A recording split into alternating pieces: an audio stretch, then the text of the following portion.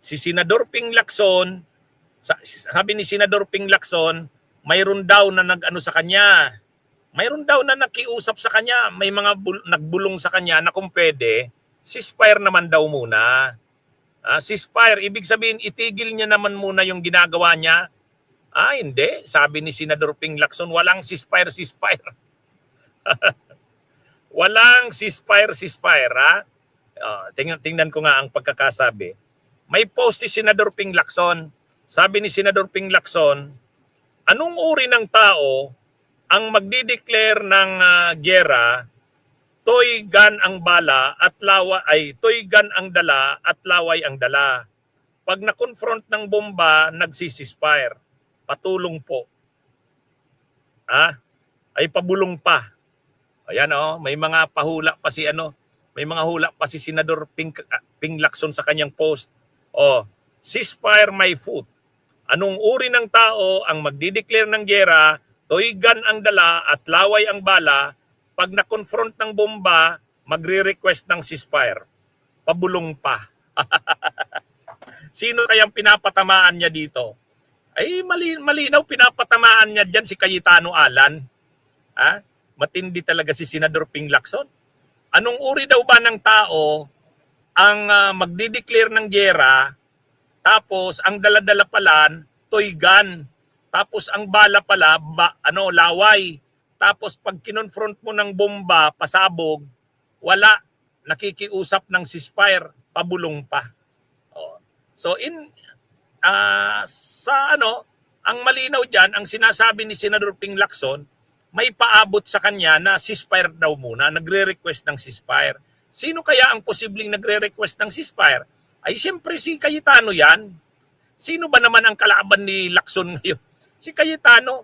So ang sinasabi ni Lacson sa post niya, nagbubulong daw na kung pwede ceasefire. Ang ibig sabihin nakikiusap, kung pwede naman, tigilan naman na siya. Tumigil naman daw muna, ceasefire, pahinga muna. Anong ibig sabihin yan? Iniinda na ni Cayetano ang mga tira ni Lacson. Talagang tinatamaan na siya. Anong ibig sabihin yan? Nararamdaman niya ang mga birada ni Lacson. Bakit? Kasi yung mga birada ni Lacson, may mga ebidensya, mabigat talaga eh. Ay sinabi naman na kasi ni Senador Ping Lacson, wag ako ang kalabanin mo. Sabi niya, ang pinagmamalaki niya ang kanyang reputasyon, ang kanyang integridad. Matagal na siyang nakikipaglaban-laban sa korupsyon. Ayaw niya ng pork barrel, ayaw niya ng insertions.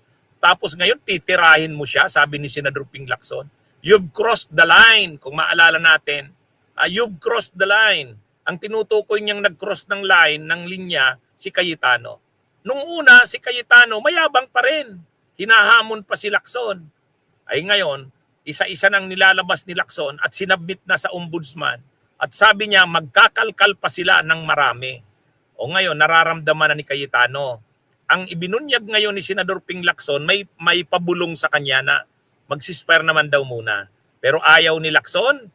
Sabi ni Senador Ping Lacson, hindi. Ceasefire my foot.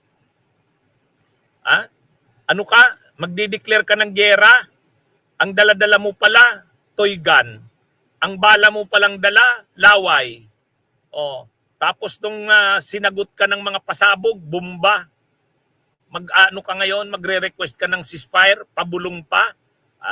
Ibig sabihin yan, may mga paabot, dumadaan sa mga kaibigan. Siguro nagpaabot si Cayetano, pakipaabot naman kay Senador Ping.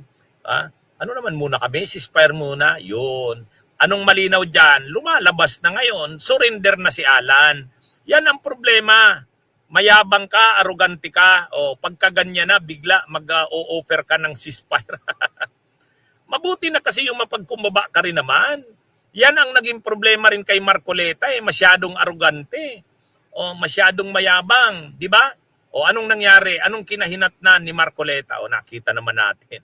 Kaya di ba, nung nasa house ako sa Kamara, kinukumpronta ako ni Marcoleta, hindi ako nakipagtalo sa kanya. Arugante. Wala ka namang panalo sa taong arugante, masyadong mayabang. Kaya ako, nagpakumbaba na lang ako noon. Pero nung sinabihan ako ni Marcoleta noon, mag-apologize daw ako. Sabi ko, hindi. I'm sorry, Mr. Chair. I will not apologize. Opinion ko yun. Oh. Ganyan din itong si Cayetano. Parang Marcoleta rin ito. Masyadong arugante, masyadong mayabang. Eh ngayon, nakakuha siya ng katapat sa katauhan ni Senador Ping Lacson. Hindi siya tatantanan ni Ping. At ang pagkakaiba nila, si Ping Lacson, wala siyang makukuhang butas dyan. Intact ang reputasyon niyan. Sabi nga ni Senador Ping Lacson, sige, ako sigurado ako wala kayong makukuhang issue sa akin. Kung mga insertions at mga pork barrel, wala ako niyan. Ayaw ko nga niyan, sabi niya. O ang problema itong si Cayetano, maraming pork barrel ito. Mula nga lang 2020 to 2025, 14.4 billion ang mga infra projects ng Taguig. Yun. Kaya at mayroon ng mga naungkat itong si Senador Ping Lacson. Halimbawa, 2 projects na magkaiba sa magkaibang location, ibang contractors, ibang technical descriptions, ibang coordinates, tapos ang isinabmit na mga photos o retrato para makakolek ng billing, pareho, iisa lang. Anong sabi dyan ni Senador Ping Lacson? Ang linaw niyan, criminal acts yan.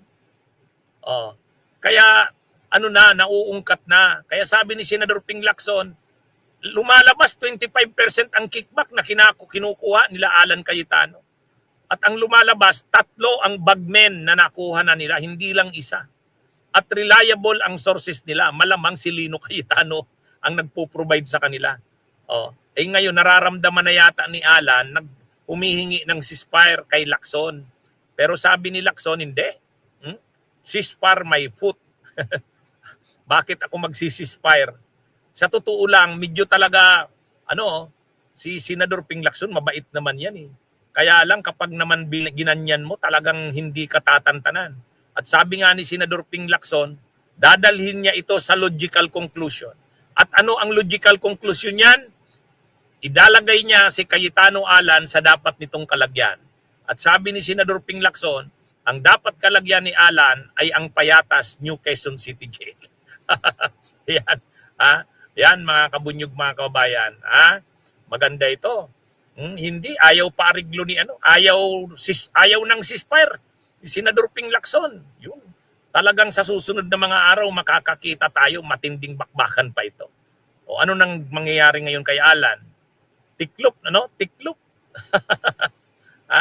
Ayan, mga kabunyog, mga kabayan, magandang balita ito. Ayaw ni Lacson. Sabi ni Lacson, hindi ako makikipag-ceasefire. Bakit ako makikipag-ceasefire? Sinimulan niya ito, tutuloy-tuloy ko to. Hanggang sa logical conclusion. Okay, mga kabunyog, mga kababayan, magandang araw sa inyong lahat. Mabuhay po tayo. Bunyog, bunyog, halikan na kasama ka. Bunyog, kapag buklod ay may pag-asa.